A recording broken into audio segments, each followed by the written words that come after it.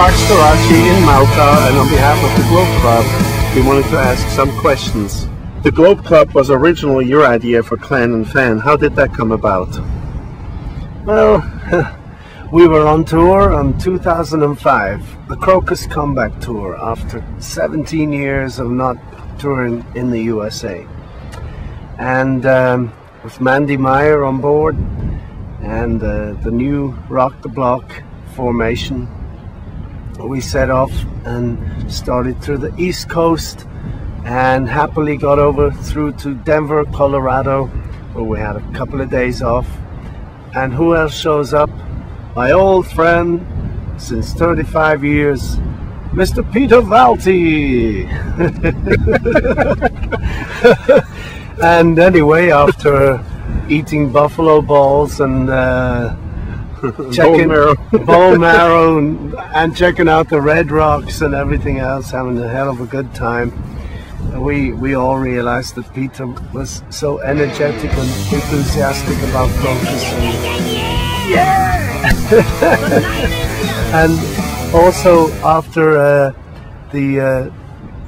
his initiative in helping to get us on radio on the Lewis and Floor Wax show, the Masters, we thought, well, you know, Peter's here, he's in the USA, and he's a very how can I say, creative person. He's always rested help. Why not give him something important that we've been wanting to have for a long time? Thank you, Peter. That's good. You know, and judging by Peter's enthusiasm and the whole Crocus thing, you know, and since we were like, you know, also wondering who's going to run our new fan club, you know, the answer was right there on the doorstep. Why not Peter Valti? And Peter got going on it, put his heart and soul in there. He was under pressure for time to come up before the release date of Hellraiser with the first newsletter, and the rest is history.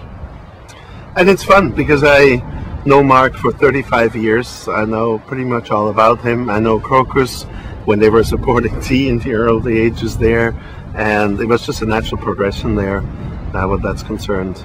And now we go even further, so that's yes. Someone wrote that you're actually within your creative stride in midlife. Do you think that's true? You're in midlife, I would say. As long as it's no crisis.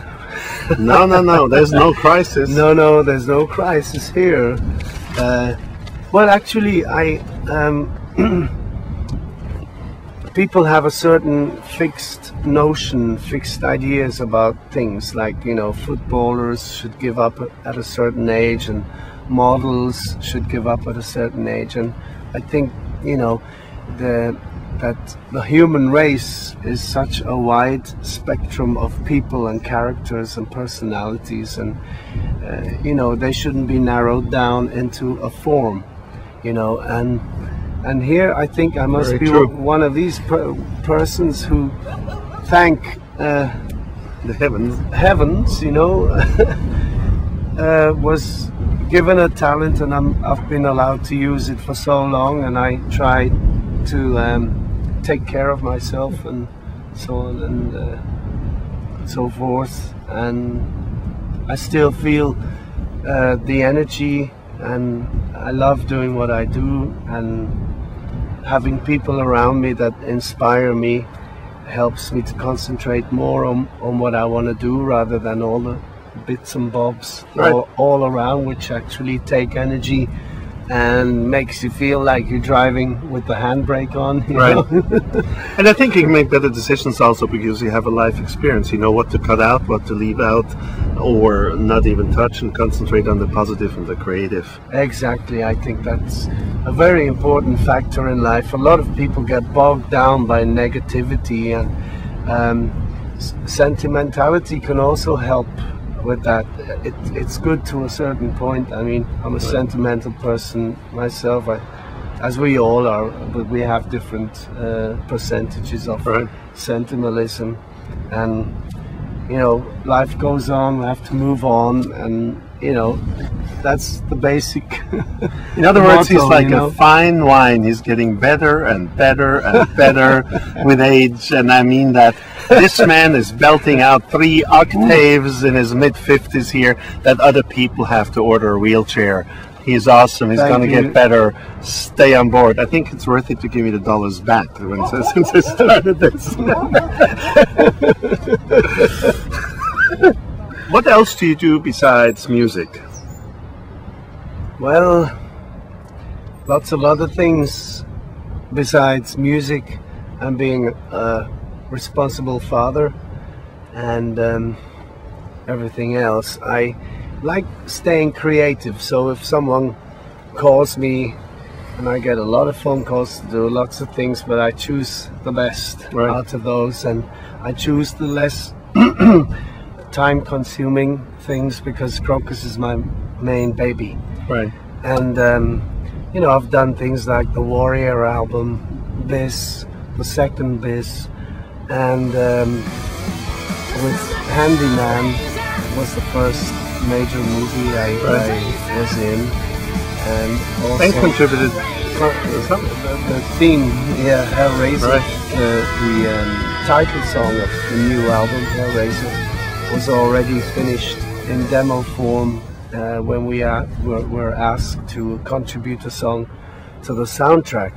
And the whole soundtrack CD went to #1, and so did the movie, which is a very hilarious film, starring Marco Rima, who's a Swiss comedian and a rock and roller. And thanks to him, we got on this funny movie. I had another offer for this also special movie about something which interests me personally, and that's the Stone Age, because you know, here in Malta we have a lot of temples still from the megalithic age and so on.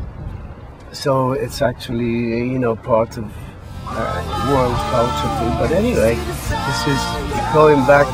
The film Anouk is about these tribes that try to wipe each other out on the Swiss mountains, and you know, the surviving. I don't want to go into all the whole. You just do movies. That's basically. So go see the movie. That's basically the whole idea there. Yeah, I mean, Hellraiser was finished, and Stefan Schwarzman came on the boat just before we went into the studio. We had Dennis Ward as producer, also a musician, understands the band. The excitement was incredible. We worked really well, really fast, and the artwork was done, everything, and came the release date, and we're like really wondering what's going to happen because you know, Rock the Block went straight to #1, and we were hoping at least we're going to be in the top 10, you know, and so when we got the news that it went gold before it was released a week before, that made us really feel good, and then it went straight to #2, you know, so I mean, my emotions were like really full of happiness. I experienced joy. And what a start, basically, when you think Rock the Block was sort of like, you know, a restart there of sort. Yeah, Rock the Block was also released in a easier time schedule than Hellraiser.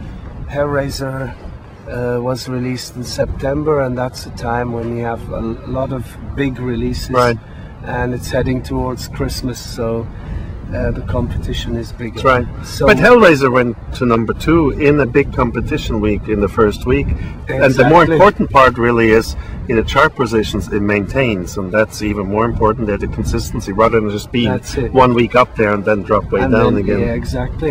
It's the snowball effect. That's what it is, and since we're from Switzerland, we can talk about the snowball effect.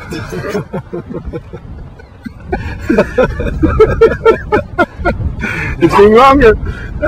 What songs did you contribute to the